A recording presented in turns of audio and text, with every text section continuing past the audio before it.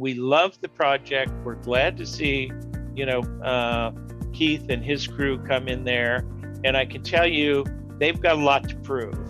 And they've got an asset that is worth proving up.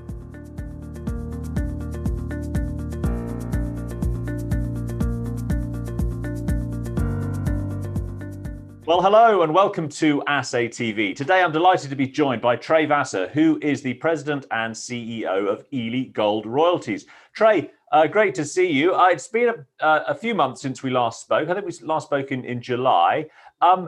Back in July, obviously, we were in the grips of the pandemic. Now we're sort of coming out of things. How has 2020 and the start of 2021 been for the company?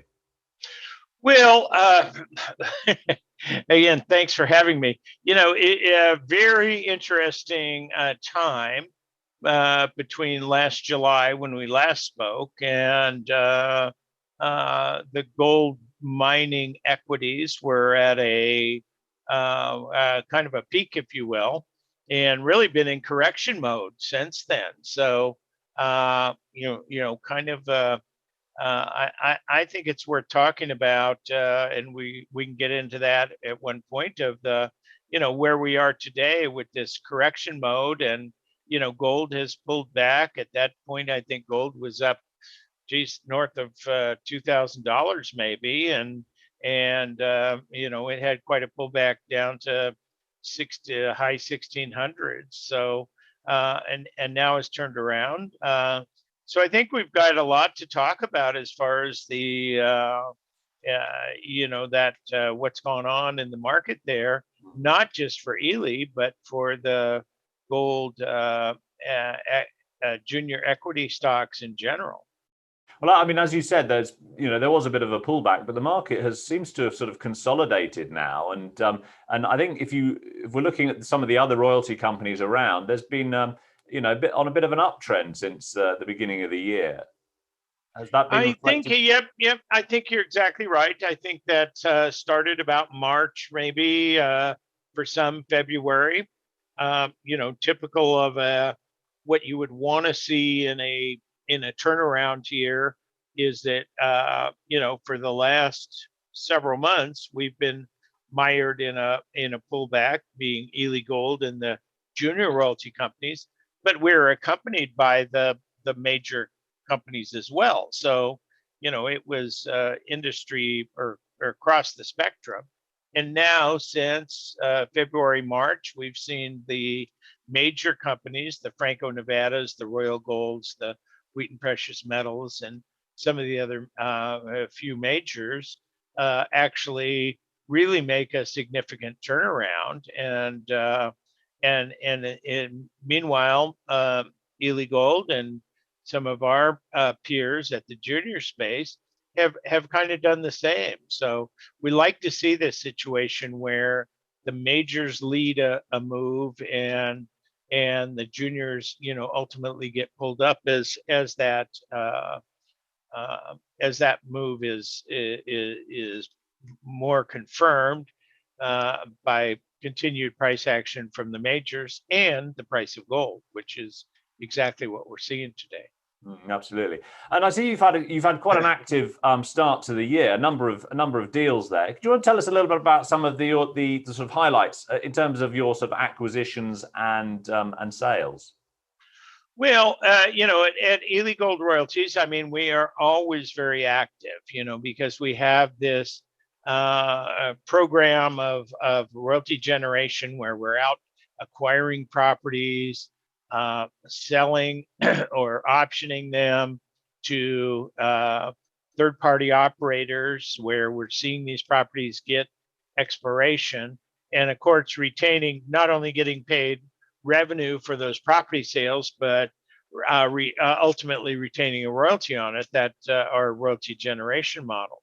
So I think total we've done about 6 properties, Spanish Moon with a very exciting property with eminent gold, and we added some properties to the Tonopah West with Blackrock Silver, which has just been continued to show exceptional results, and added a property at the Hercules project, which is now Northern Vertex, and and a few others. So been active. I think we've done 6 property deals as far as properties that we have acquired through staking or consolidation of claims and optioned out to third parties. And then, of course, we also closed the railroad royalty that we purchased at Gold Standard Ventures mine, and we also closed Lincoln Hill property, and we added another 0.25% to our 0.5% at Hog Ranch, which is one of our key assets. So we've been very busy here in the first 6 months, or not even 6 months yet. Really, Absolutely. 4 or 5 months of the 2021. That's right. And in terms of so how many properties do you now have on your books? It's such a moving target, but I think we're at we have our 12 key assets, which are the properties that are either producing or we expect to be producing over the near term between now and 2025, and then 26 development assets. Those development assets are properties. Some are leased with the royalty, some are just royalties, and some are optioned sale properties. But what they all have in common is those 26 are all at or near producing mines. So our property, while it may not, these are properties that could become producing mines on their own, a few of them, but mostly they're properties that are actually already at the producing assets. So, they're properties where our royalty interest will come into play because our property ends up being 1 million ounces, but because it becomes a producing asset at an already existing mine. And then I think we've got it's 46 exploration assets, which are properties that mostly where we have sold those and where over an option period, and those would include the Tonopah West with Blackrock Silver, the Green Springs with Contact Gold, properties where they're still in that green stage, and but showing some significant results, and we consider those exploration properties because they are going to have to, on their own, become large enough to become a mine or a producing asset or combine with some other assets. But for the most part, unlike the development assets that are actually already around an existing infrastructure, these are more exploration and out on their own. Absolutely. And over the course of time, you expect those to sort of be developed, and then you'll be able to sort of sell those on and maintain the royalty on them. Right. I would say those are like the lottery tickets in our portfolio. I mean, and our competitors have those. Actually, I think Sandstorm just bought a portfolio of exploration royalties like that. So did Metla. The difference for us is that we don't go out and purchase those kind of royalties. We generate them by actually acquiring the properties either through staking or consolidation or a combination. We sell those properties and generate the royalty. So to the extent those, call them, the lottery ticket royalties that are more exploration, we're not using shareholder equity to buy those. We're actually generating income to generate those royalties through our property acquisition and sale program. So they're longer term, they're higher risk, but we have nothing in them. In fact, we're getting paid to, and in a lot of cases, helping these companies, making sure that they are running good programs to develop these properties and explore them. Focusing in on one of your properties, you had some exciting news from Jarrett Canyon earlier this year, acquired by First Majestic. What does that? How do you see that impacting the company going forward?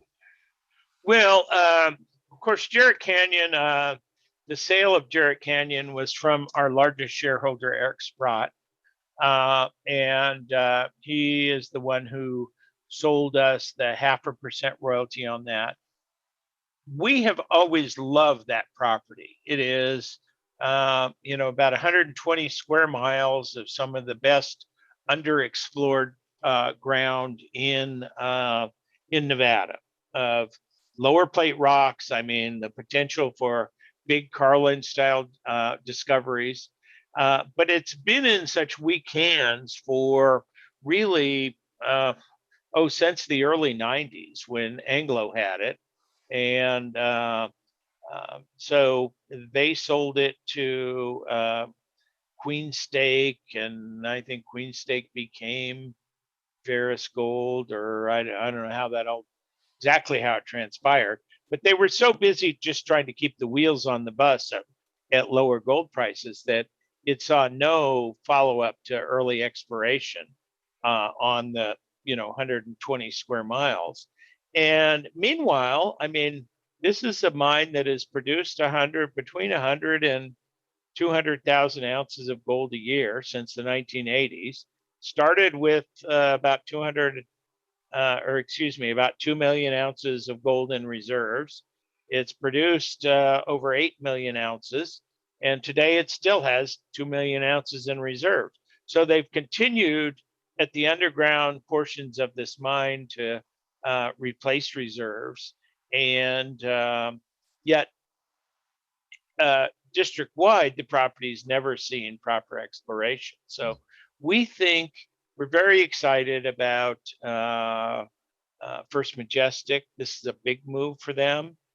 Coming into Nevada, outside of their Mexico jurisdiction. B, picking up a gold resource, which is outside of their silver priority. And and C, they, I think, really have end up having something to prove here to the market.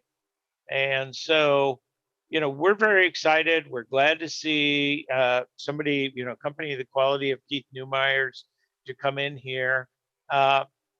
You can look at the numbers, and we see this with the reporting that's going on and the analysts, and they say, well, this has a high cash cost, and how are they going to get around that? Well, this is a mill and mine that has been scaled back by Eric while he owned it individually over the last few years to be as economic as possible. So they shut down the lower producing mines, the lower grade mine section, and focused on the higher grade. Eric is always, interested in the higher grade. So they have a higher cash cost because ends up the mill, which is rated at 4,500 tons a day, was only doing about 2,200 tons a day. So operating at about half a capacity. Now, most mills throughout the world, if you operated them at 50% capacity, they wouldn't be profitable at all. I mean, their cash costs. So I think the cash cost there is around 1,300, maybe a little less. And actually, for a mill that's operating at 50% of capacity, pretty decent.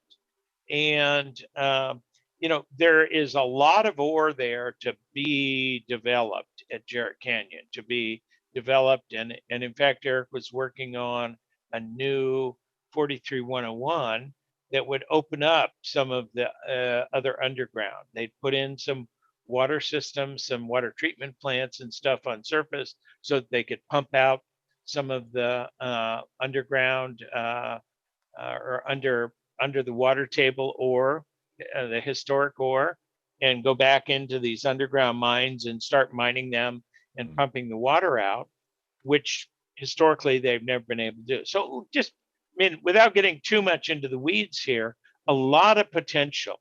And we love the project. We're glad to see, Keith and his crew come in there. And I can tell you, they've got a lot to prove. And they've got an asset that is worth proving up. So we're looking for some exciting things in the next 12 to 24 months coming out of Jarrett Canyon. And something of a vote of confidence, I guess, for Nevada and for Nevadan gold. Nevada's a fabulous place. This is a great property, and I think the market will be pleasantly surprised in what Keith and his team are able to accomplish. And I think you'll see them come out with a new 43-101 report with a new mine plan for expanding that production there, and an exploration plan that property-wide will, I think that property will be producing for, another 40 years. But excellent. Very excited. I noticed that you also recently acquired a rare earths project, Elcampo, near the Mountain Pass mine. Tell us a little bit about why you've got into that space. Well, we are property guys, and when we see something that we think has value, we tend to jump on it. And so the Elcampo property, it has a lot of the same showings as the property at at the MP Materials, now it is mine. And so it has extension of that. It's actually, some of it's higher grade. It's got, these rare earths, they have a mixture of the heavy rare earths and, the ones that are the more valuable. And this property actually has some of the better geology as far as the style of mineralization, a little bit better than the actual main deposit for MP. It's right in their backyard. And, we like these kind of properties because we can pick them up. We can generally find a junior company or even generally a junior company who, this is kind of a very attractive way for them to go and raise money and explore, because they have a natural buyer if they find, they prove up enough the rare earths. And in this property, there's enough initial drilling and work done that we know the rare earths are there. And so, look for us to probably option this out to a third party company that'll go and put some money into it. And ultimately, with the idea that they will, probably sell it to the operator that's there. Thank you very much, Trey, for that update on the company. It sounds like you've got a lot of activity going on there, but a good start to the year, and best of luck for the rest of 2021. All right. Thank you so much. It was great visiting again. Thank you, Trey.